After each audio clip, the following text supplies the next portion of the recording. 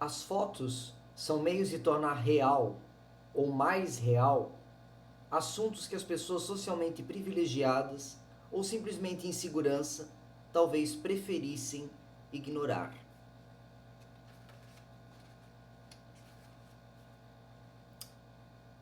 Desde quando as câmeras foram inventadas, em 1839, a fotografia flertou com a morte.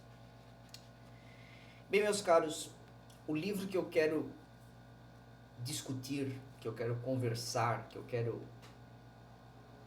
analisar hoje é este fantástico livro da Susan Sontag, Diante da Dor dos Outros. Muito bem, eu já li algumas coisas da Sontag antes. Comecei lendo alguns ensaios menores, eu li alguns trechos dos diários dela e por fim me interessou bastante este outro livreto aqui, que na verdade são 2 livros em um só, que é A Doença como Metáfora e A AIDS e Suas Metáforas. Tá? São 2 livros que foram publicados em um volume só, porque são 2 livros bem curtinhos, de 60, 70 páginas cada um. Um livro fantástico que ficará para ser discutido em outro momento. Eu acho que este outro livro aqui, ele tem uma urgência maior, digamos, e vocês daqui a pouco descobrirão por quê. Muito bem, falando rapidamente sobre a Sontag, eu não gosto de me alongar muito sobre o autor, até porque hoje, né, os meios de pesquisa que nós temos são muito mais sofisticados do que eu. Mas a Susan Sontag, ela teve uma vida extremamente interessante e ela não podia se queixar de tédio. Isso aí é uma coisa que ela jamais pôde se queixar. Né? Ela nasceu em Nova York, numa Nova York que ela acompanhou por muitos anos, né? Que ela,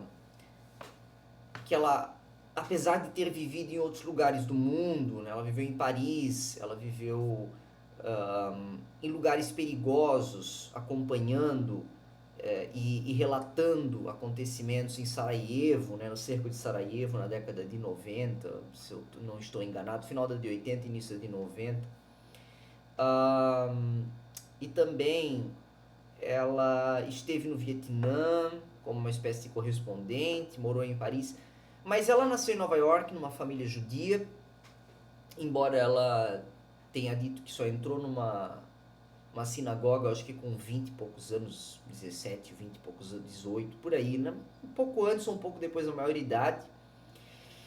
Teve uma formação espetacular, né? Estudou em Harvard, fez doutorado, né, em filosofia, em filosofia antiga. E foi uma mulher assim de uma genialidade, de uma visão de mundo impecável, indiscutível, né?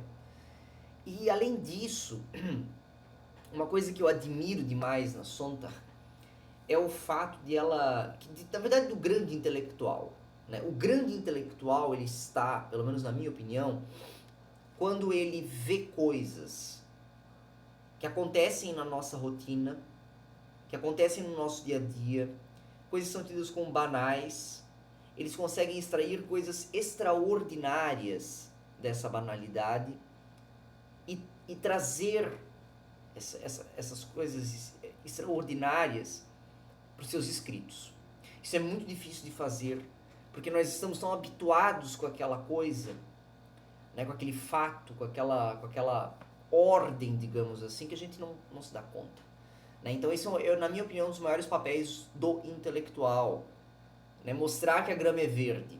E por que ela é verde? Porque nós só aceitamos, né, como cidadãos, como indivíduos, como sociedade, enfim. Muito bem, ela, além disso, né, ela teve algumas polêmicas em sua vida. Ela se casou muito jovem com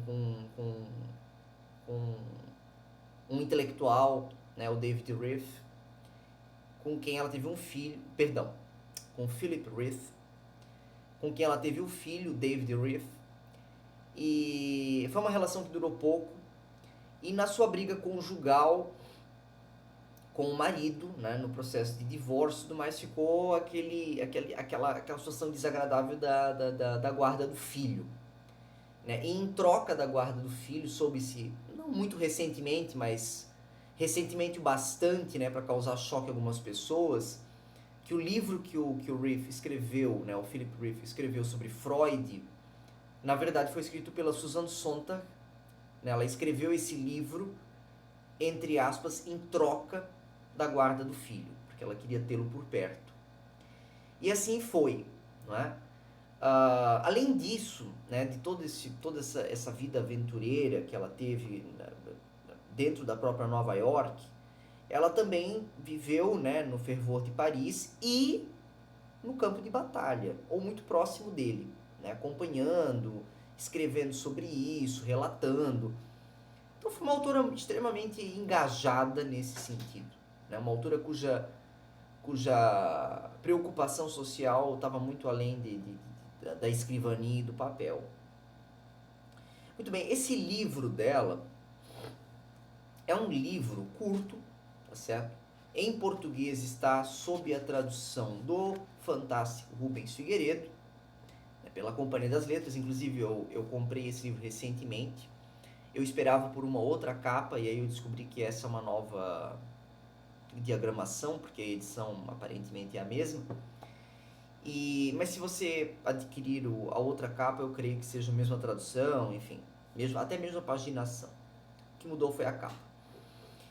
Que, por sinal, assim, agora fazendo um adendo estético, essa capa aqui é horrível, né, gente? Vamos combinar, né? Muito feia. Essa aqui ficou bastante melhor e, além disso, exalta muito mais a obra dessa autora fantástica. Tá?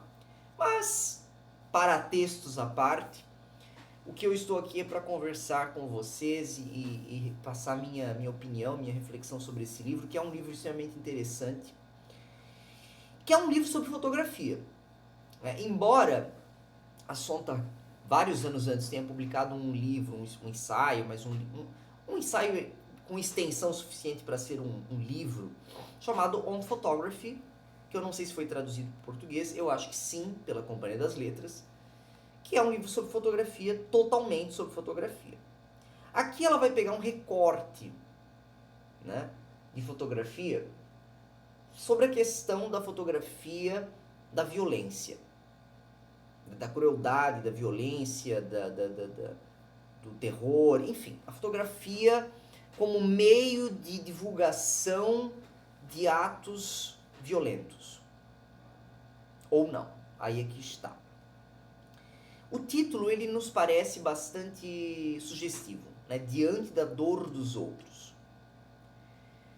O que ela quer dizer com isso? Quando nós olhamos, por exemplo, você pega aquela fotografia icônica, né, da Guerra do Vietnã, da menina que está correndo nua, cuja aldeia ou povoado, província, não sei como chama lá na região, havia sido bombardeada com napalm. Napalm é uma espécie de uma gasolina ultra, mega combustível, que não se apaga com água, enfim, uma arma de guerra, né? uma arma química.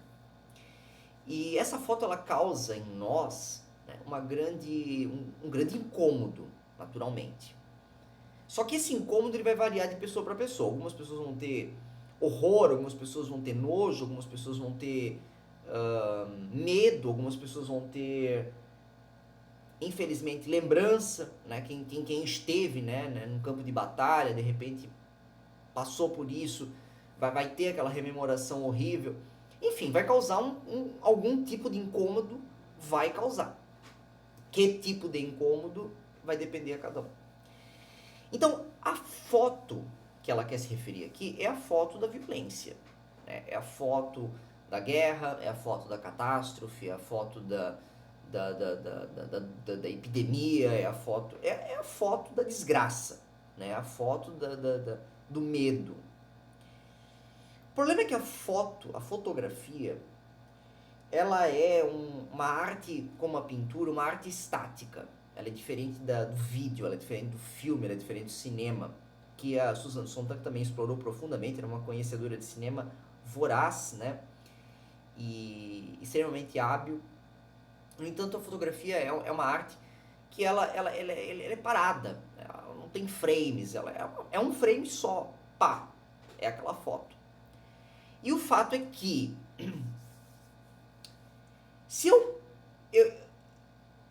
penso, né, no calor da guerra do Vietnã, essa foto dessa menina, né, deve ter sido exposta ad nauseam, né, ela foi todo veículo de comunicação, toda rede de comunicação, todo grupo, enfim, tudo jornais, noticiários, livros hoje em dia, mas na época eu creio que também, divulgaram essa foto.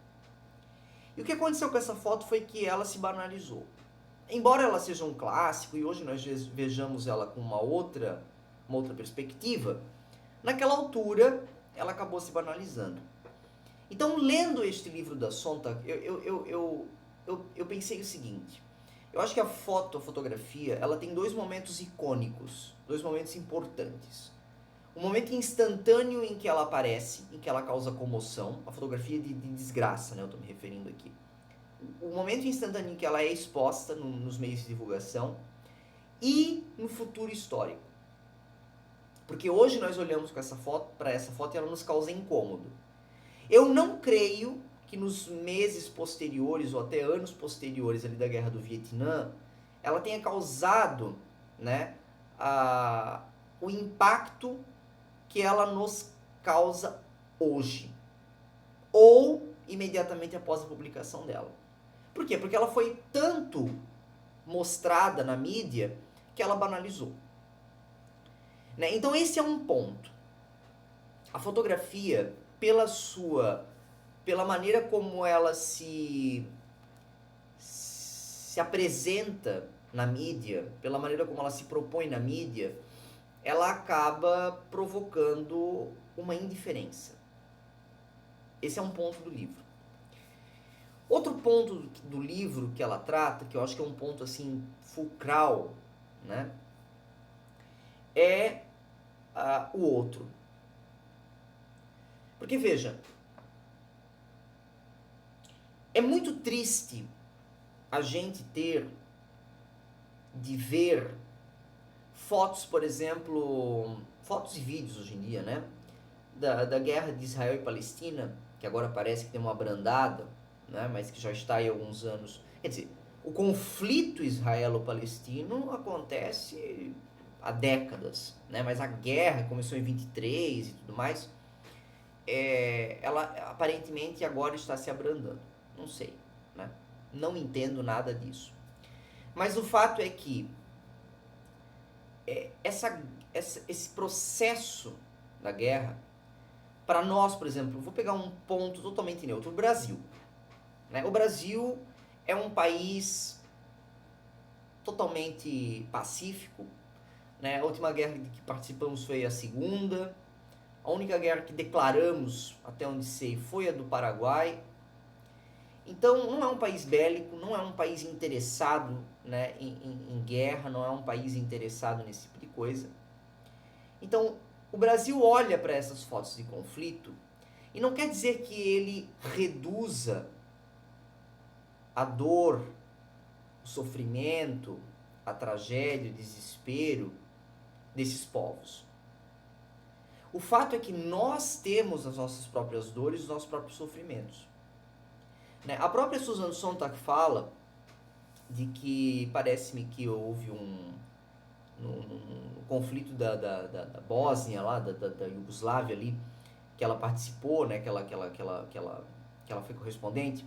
Ela fez uma espécie de uma exposição lá de um outro conflito e as pessoas ficaram revoltadíssimas.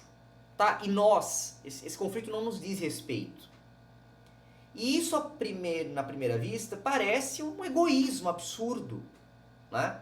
Porque, ora, se trata de um fato doloroso também, né? A fotografia para Sontag, ela tem um papel educacional, um papel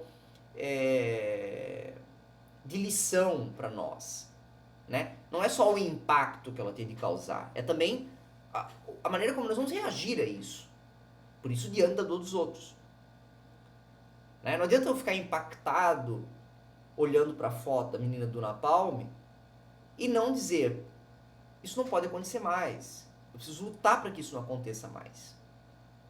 No entanto, nós também temos problemas.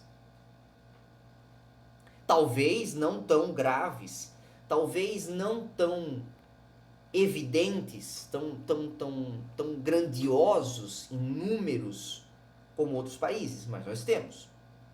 A nossa fome no Brasil não é imensa como a fome africana, mas é fome. E se uma pessoa passa fome, é muita gente. Então, é muito difícil a gente olhar para o outro, para a dor do outro, da mesma maneira que a gente olha para a nossa. Porque a nossa dor é a que está na nossa pele, é a que está na nossa alma, é a que está na nossa vida. Então é muito difícil, né, a gente olhar para a dor do outro com a mesma intensidade que a gente olha para a nossa, que a gente sente a nossa. Então não é egoísmo, é um processo de autopreservação natural do ser humano, né? Nós precisamos dar ênfase à nossa vida. Ah, Carlos, mas isso é egoísta de qualquer jeito. Não sei se é egoísta de qualquer jeito. Porque o oposto também acontece. Né? Se acontece uma tragédia imensa no Brasil, que Deus os guarde, mas pode acontecer. Você acha que o palestino, que o israelense, que o ucraniano, que o russo vão sentir exatamente a mesma coisa que nós sentiríamos se acontecesse uma tragédia no Brasil? É evidente que não. Eles têm os conflitos próprios, eles têm os problemas deles, eles têm as mazelas deles. Não é? Então, esse é um dos principais pilares da obra da Sontag nesse aspecto. Né? A dor dos outros é muito difícil de que a gente sinta a mesma, da mesma forma, com a mesma intensidade. Mas é necessário e urgente que nós aprendamos com ela. Essa é a principal premissa que ela propõe a nós. Olhar para a dor do outro e tentar entender como que a gente pode usar essa dor do outro de modo que a gente consiga corrigir a nossa dor. Ou pelo menos atenuá-la, pelo menos melhorá-la. Não é fácil, mas é uma necessidade. Né? E que também, como eu disse, esse processo educativo de que nós olhemos para as imagens de sofrimento e tentemos evitar que isso se repita.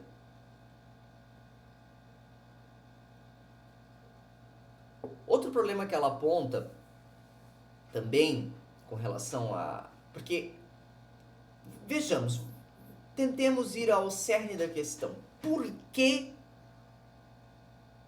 se começa a fotografar tragédias, desgraças, não é? Conflitos, fotos, entre aspas, feias na humanidade? Bom, o primeiro fator é justamente esse, um fator educativo, de que nós olhemos para essas fotos e tentemos aprender alguma coisa com elas, tentemos combater que isso se repita. Ok, muito bem.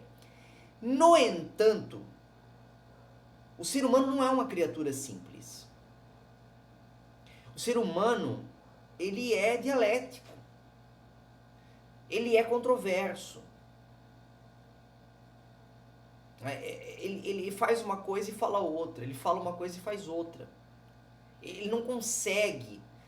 Isso não é nem muitas vezes, isso nem sequer é por maldade. É por necessidade, é por instinto de sobrevivência. E aí que está um grande problema. Nós, seres humanos, isso a Sontag fala no livro, nós temos uma atração profunda pelo sofrimento. Como assim, Carlos? Bom, basta acontecer um acidente na sua rua, um acidente de carro, que a primeira coisa que você vai fazer é ir lá ver o acidente. Qual é a desculpa que nós usamos? Vamos tentar oferecer ajuda, né? Ou mera curiosidade. É um pouco pior que isso. Né? A verdade é que o ser humano, ele tem um lado sádico. Ele tem um lado que se atrai pelo sofrimento do outro, pela dor do outro. E não é uma coisa consciente. Claro, em algumas pessoas é consciente e é patológico, óbvio, né? Mas, no geral, não é uma maldade. É um processo inconsciente. É um processo instintivo do ser humano. Ele sente algum tipo de prazer naquela dor. E por que ele sente isso?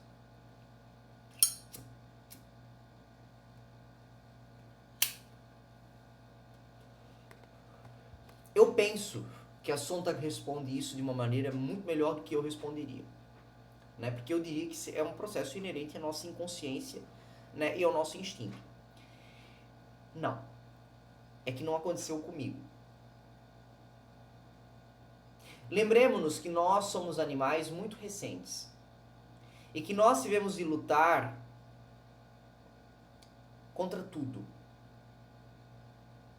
Então, quando nós... Isso é inconsciente, como eu disse. Isso é verdade, é inconsciente. Por exemplo, quando acontece um acidente, você vai até lá na rua ver aquele acidente de carro que aconteceu na frente da sua casa e 3 pessoas morreram, né, e a outra ficou gravemente ferida.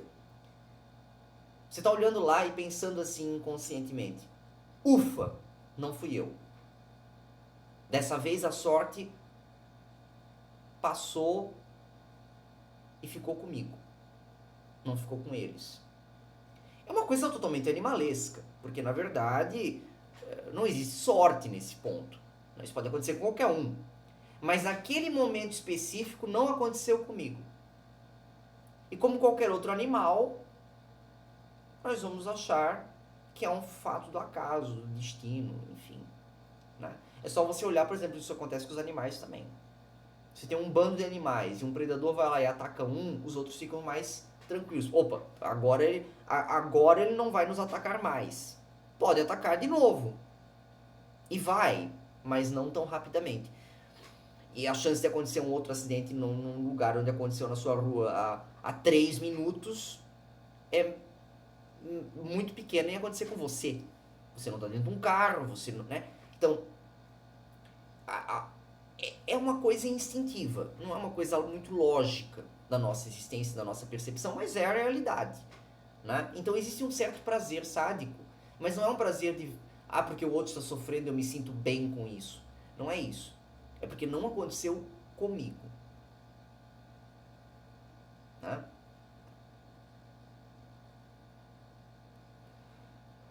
É evidente que essa é uma visão marxista, né, e de esquerda da coisa, porque na verdade a Sontag era esquerdista, era de esquerda. Só que, assim, uma pensadora de esquerda que estava a quilômetros dos outros pensadores de esquerda, que estavam todos repetindo a mesma coisa, e ela foi em cernes muito mais interessantes, coisas nervurais da existência humana, como, por exemplo, esse livro, né, em que o ser humano, o indivíduo, né, no seu uno, ele se esquece em todo, da totalidade, do múltiplo. E isso ela deixa em aberto. Aí é que está a grande genialidade dela. Porque se ela fosse uma pensadora de esquerda, digamos, por completo, ela iria dizer, veja só, né, como nós somos individualistas, como nós somos egoístas, como nós estamos pensando só em nós mesmos e não no todo, no coletivo. Não, ela não faz isso.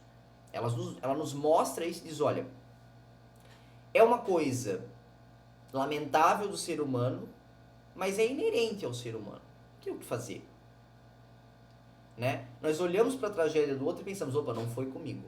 Ainda bem. O fulano de tal ficou doente, gravemente doente. Opa, não foi comigo. E aí a gente tem a prova real disso quando acontece, por exemplo, uma epidemia. Como aconteceu recentemente, uma pandemia. Porque aí nós perdemos não é comigo. Porque a qualquer momento pode ser comigo. E aí a dor do outro vira medo. Porque se os que me rodeiam começam, por exemplo, a ter uma doença grave, e a morrerem até mesmo, isso o Camus fala lindamente no livro A Peste, né?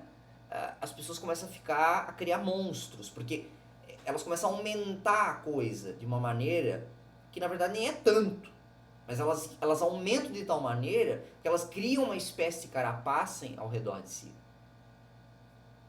Né? O distanciamento social da pandemia, e da maioria das epidemias, né? Guardar quarentena, evitar contato com o outro, não é só. É claro que é fundamental do ponto de vista biológico, do ponto de vista fisiológico, né? Porque a maioria das doenças que causam uma epidemia são doenças contagiosas. Entretanto, é também isolar o doente, que é uma coisa que ela vai falar na doença como metáfora. Né? Uma tentativa de criar duas cidades. A cidade dos sãos e a cidade dos doentes. É uma forma de ostracizar o doente. De ostracizar o outro é o invasor. O outro é o contaminador. O outro é o maléfico. E não eu. Percebe? Esses dois livros dela, Diante dos Outros e A Doença como Metáfora, e a própria AIDS como metáfora, a AIDS e suas metáforas, perdão, né, que nem é uma doença com um nível de contágio como foi a peste negra, como foi a gripe espanhola, né? A AIDS é uma doença cujo contágio tem suas especificidades que eu não vou entrar aqui, mas todo mundo sabe, né? Mesmo assim, o outro é visto como um pária e não eu. E a dor dos outros é a mesma coisa. Só que, né, e é por isso ela cita isso no livro, né? Por que a gente não fotografa epidemias, funerais, da mesma maneira que a gente fotografa, por exemplo, cenas de guerra? Basta a gente fazer uma pesquisa rápida na internet, a quantidade de fotos que há de guerras em relação e proporção à quantidade de fotos que há de epidemias é absurdamente maior, em progressão geométrica. Por quê? Porque a guerra, ela é um processo incomum, sobrenatural, assim como o sacrifício. Você não vê, por exemplo, um quadro, eu não me recordo de nenhum quadro em que haja um leprosário, não me recordo, pelo menos não famoso, ou haja alguma imagem da peste negra, com pessoas mesmo doentes. Nem mesmo fotos nós temos muitas. Por quê? Porque é corriqueiro, não é uma coisa sobrenatural. A doença é uma coisa natural, né? Ela vem e vai, é um fluxo, é uma coisa constante na humanidade. A guerra não. A guerra, o sacrifício, a crucificação, por exemplo, de Cristo, né? Tirando toda a parte teológica da coisa, quando você, uma crucificação, um sacrifício, é uma coisa sobrenatural. Porque não é todo mundo que está disposto a se sacrificar por algo maior. E não importa que a religião, às vezes nem é pela religião, por questão política. Não é? Então, o espetáculo da desgraça é aquilo que não é natural. Né? Então, a guerra é o grande... Que a própria Sontag, né, vai trazer nesse livro. O maior tema da dor dos outros é a guerra. Porque a guerra, ela é incitada até começar. A partir do momento que ela começa, ela é incitada a terminar. Por quê? Porque o ser humano, a guerra faz parte da humanidade desde sempre. O ser humano é bélico. O ser humano está em conflito desde sempre. Eu acho que nós podemos contar os anos da humanidade em que nós vivemos em tempo de paz. Eu acho que não dá, sei lá, não chega um século. Né? Então, só que o que acontece é que se banaliza também. Porque chega um certo ponto que ninguém mais dá bola. Porque o sofrimento humano também tem um limite. né? Uma guerra de 3 meses é uma coisa. Uma guerra de 1 ano é uma coisa. Uma guerra de 5 anos é algo totalmente diferente. É uma guerra que ela não tem mais sentido. Ela perdeu completamente o sentido porque ninguém mais liga para essa guerra. Ah, Carlos, mas você está falando um absurdo. Não, não é. Ou você acha que os russos que moram próximos, né, que não foram atingidos, que não estão em campo de batalha, você acha que eles estão realmente sintonizando os canais, todo dia, toda hora? Não estão mais, gente. Eles estão vivendo a vida deles. Banalizou um conflito que está desde 2022 em vigor, né? Explosões, drones, não sei o quê. Não dá para acompanhar. O sofrimento humano não aguenta esse tempo todo de estresse. A pessoa vai ter uma síncope, ela vai ter um derrame, ela vai ter um infarto. Então, nós criamos dispositivos de ignorar o negócio. Né? Aliás, esse é o grande desfecho do luto. De um falecimento, de um término, de uma separação, O que acontece? Qual é a fase final do luto? Aceitação. E o que é aceitação? É banalizar aquela coisa, é um dispositivo mental, né? É uma defesa da nossa psique para não ficar louco. Né? É uma defesa da nossa mente para dizer, chega, acabou, parou, não vamos mais pensar nisso. Isso é a aceitação do luto. Não é uma coisa muito bonita. É necessária. Né? Nós somos seres fisiológicos, nós somos seres mecânicos. Então, o nosso corpo, o nível de cortisol dele é nível. Veja bem, é um nível. Chega a um ponto que não dá mais. E pra gente não surtar, pra gente não colapsar, a gente precisa ignorar. Chega um ponto que se precisa ignorar. Então, muitas vezes, quando nós olhamos, por exemplo, a fome na África, é claro que é dolorido. É terrível. Só que não dá, a gente não consegue, a gente não pode parar a nossa vida em detrimento à fome da África, porque o Brasil também tem problemas. O fulano tem problemas, eu tenho problemas, o Beltrano tem problemas, todos temos problemas. Todos nós estamos com dores. Então a gente lamenta profundamente a dor do outro. Mas não dá pra gente abraçar a dor do outro. Né? Não dá pra gente sentir a dor do outro. Não dá. É humanamente impossível. Nós temos um nível de empatia também. A empatia vai até um determinado limite. Passou desse limite, não dá, a gente não consegue. A gente não tem vivência daquela coisa. Né? Por exemplo, vou pegar um exemplo maluco. Um tremor de terra. O Brasil é um país que não tem tremor de terra. Então, a gente pode imaginar, a gente pode supor, a gente pode tentar perceber como é um tremor, mas a gente não viveu esse negócio. Então, a gente supõe, a gente tenta perceber o negócio, mas a gente não consegue viver o negócio. Né? Então, quando a gente está fora da situação, o máximo que a gente consegue é ter ali lampejos. E esses lampejos são justamente as fotos. Então, a fotografia tem esse papel educacional, de nos mostrar atrocidades, de nos mostrar a verdade, né, de determinados problemas, determinadas tragédias, de crueldades, para que a gente entenda aquilo e não repita aquilo. Então, ela tem todo um papel social. No entanto, ela se perverte, como eu já falei. Porque, infelizmente, tem pessoas, né, que têm problemas, que são sádicas. Inclusive,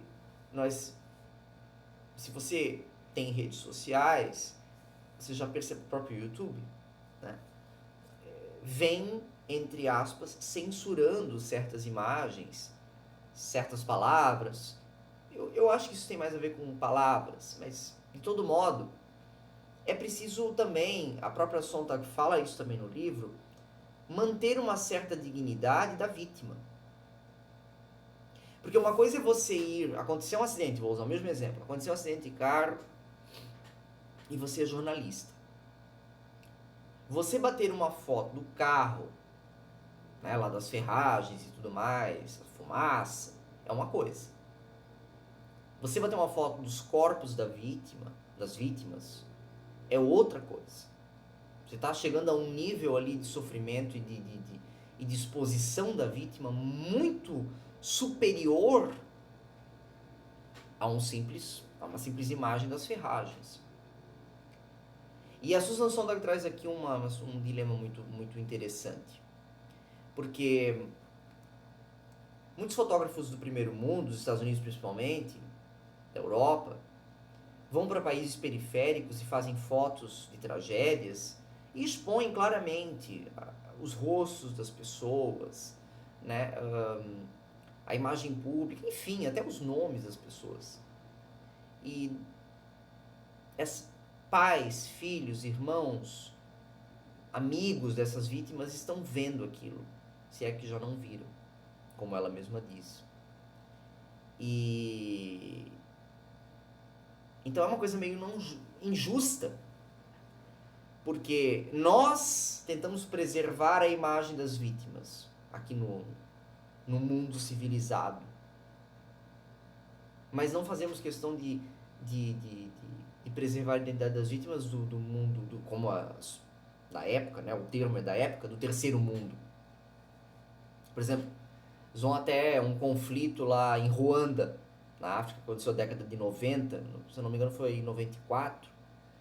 Eles bateram fotos lá dos corpos, das pessoas mortas e publicaram com a face ali explícita. Não fizeram questão de tapar a face. É uma questão de ethos, né? Uma questão de ética, de bom senso, mas se é com os outros, tá tudo bem. O que não pode acontecer conosco. Então, existe sim um grau de maldade nisso também. Não é só instinto, não é só o inconsciente. Existe um quê de consciência ali também. Ou seja, o meu vizinho eu posso mostrar, eu não. Não é? Então, essa censura, que eu tenho visto alguns vídeos, alguns comentários a respeito disso, as redes sociais estão censurando.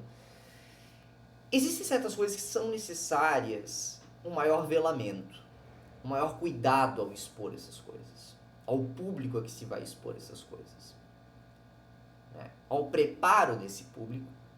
E às vezes não é nem, porque são crianças, não é nem isso. Às vezes você não está preparado para ver aquela imagem. E pode causar um choque, pode causar às vezes até uma situação fisiológica.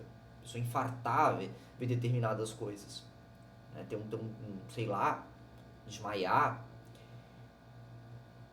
Por outro lado, existem certos tabus que precisam ser discutidos em sociedade.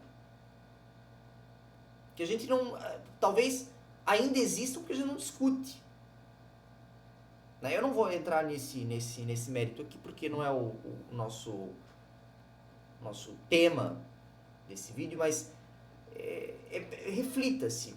Né? Existem certos tabus que, se nós tivéssemos discutido antes, conversado antes, exposto antes, talvez não seria tão grave quanto está sendo. Quanto mais talvez se vela essa coisa, quanto mais se esconde pior é. Não sei. Né? Aqui é a minha opinião.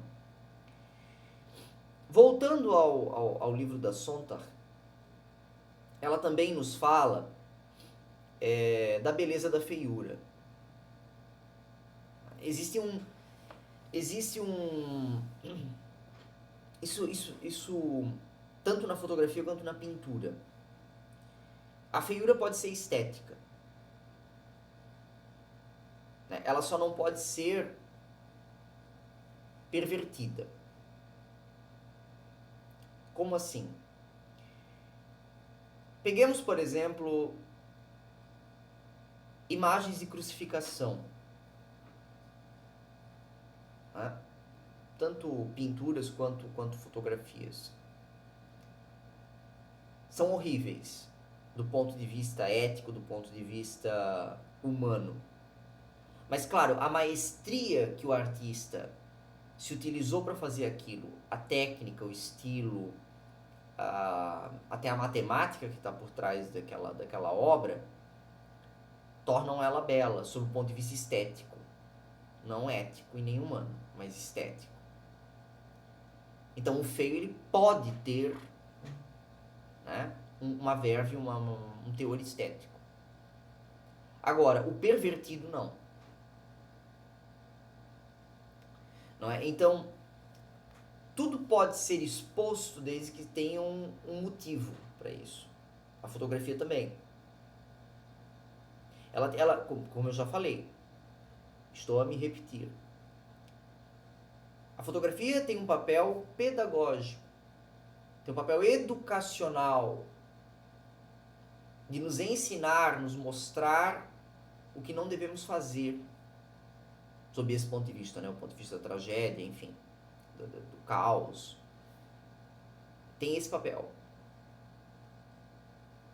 Então, se é para eu expor a violência, a crueldade, a maldade humana, que seja para um fim pedagógico, que seja para um fim que o meu espectador possa tirar algo de proveitoso daquilo ali. Senão não tem sentido. É maldade pela maldade. Não tem aí um fim, não tem uma finalidade. É o mal pelo mal, é a perversão pela perversão. Né? Então, isso é um exemplo muito claro, né, da beleza na feiura é o filme A Paixão de Cristo, do Mel Gibson. O filme é de uma violência excruciante. Né? Eu lembro quando ele foi lançado, há vários anos, que pessoas desmaiaram. Tem pessoas que ainda passam mal, mesmo revendo o filme, né, pelo nível de violência que ele tem. No entanto, a maneira como ele foi filmado, a mensagem que ele deixa, a profundidade que ele tem um motivo para aquela violência toda. Tem um motivo para aquela crueldade toda. E é um motivo até belo. Né? Então, existe uma licença, entre aspas, uma licença poética para usar-se daquilo. Senão não tem sentido. Né? A violência gratuita não tem sentido. A violência contra o espectador, sobretudo. Né? Do trauma. Então, a grande reflexão, eu penso, desse livro da Susan Sontag é: de que maneira eu estou olhando, não é, para a dor do outro, para o sofrimento alheio e aprendendo com isso. Porque já que eu não consigo, né, trazer para mim esse sofrimento, e nem posso, nem tenho como fazer isto, eu posso pelo menos ver isto. Né? Eu posso assistir isso, acompanhar isso. Talvez ajudar, não sei, mas sentir o negócio na carne não tem como. Então, o que eu posso fazer com a dor do outro? Eu posso tentar aprender com ela e não repeti-la. Né? Se existe um conflito armado e eu vejo fotos daquele conflito armado, será que tem sentido? Será que tem cabimento eu querer outro conflito armado? Dada a violência, a crueldade, que todos nós sabemos. No entanto, continuamos fazendo. Então, é uma reflexão bastante dolorosa, porque nós ignoramos o outro na maior parte do tempo. Né? Nós não queremos saber da dor do outro. Não. É comigo aqui. Mas calma aí. E quando a dor do outro vira um problema para mim? Não necessariamente se transmite para mim, porque não vai, mas vira um problema para mim. Por exemplo, numa epidemia. Enquanto ninguém da minha família está doente, enquanto ninguém da minha família foi a óbito, tá tudo certo. Tudo é muito lindo. Mas quando me atinge, aí é que eu vou tomar uma atitude? Aí é que eu vou então apreender com aquilo? É um dilema ético, mas é um dilema humano. Porque é uma coisa instintual, é uma coisa da natureza humana. Preocupar-se apenas consigo. Tentar manter, né, essa estrutura que nós temos, chamada de corpo e alma, e para alguns espíritos também. É uma tentativa, né? Nós estamos o tempo todo fazendo isso, a gente só não percebe. Agora, e quando o corpo social que nos rodeia nos ameaça? É porque o nosso corpo a gente mantém, agora o corpo social a gente não tem como manter. Ele é independente de nós. Nós constituímos parte dele, mas ele em si é outra coisa, é o todo, não é a parte. Então é uma reflexão que este livro nos traz que é fantástica. Até que ponto eu preciso me preservar, ter autopreservação, óbvio, mas até que ponto essa autopreservação se torna um egoísmo, de modo que eu mesmo vou me prejudicar.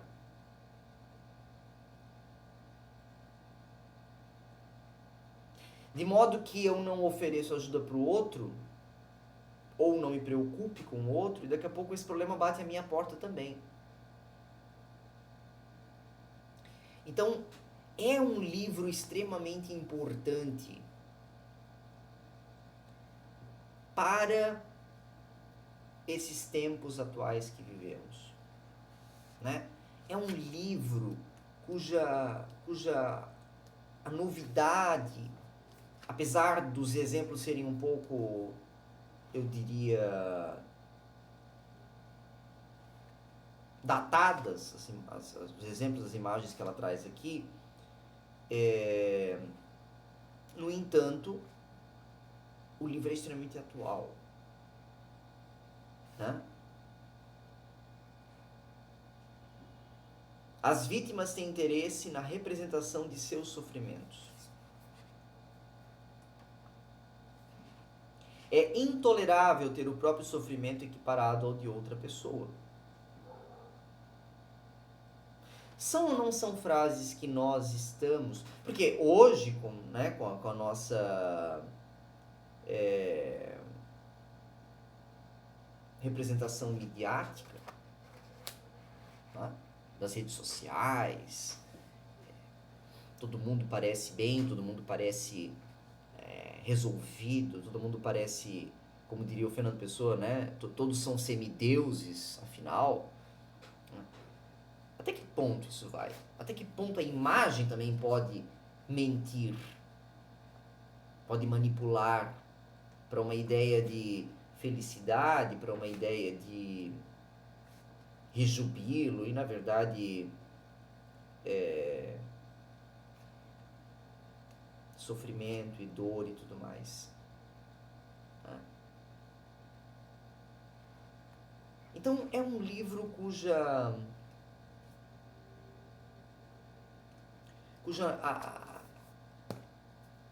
a contemporaneidade é absurda, porque nós realmente aprendemos alguma coisa com todo esse tempo de sofrimento humano? É a grande pergunta que a Sontag nos faz.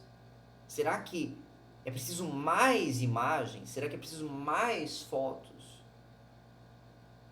do que nós já temos de crueldade, de atrocidade, de violência, de dor, para que as pessoas se... Porque, como eu disse, se banaliza. Parece que é preciso uma máquina de imagens e tragédias e sofrimento para manter vivo algum tipo de piedade da humanidade para com o outro. Porque parece que a cada período é necessário reconstruir reatualizar o negócio para que as pessoas sintam de novo algum tipo de, de,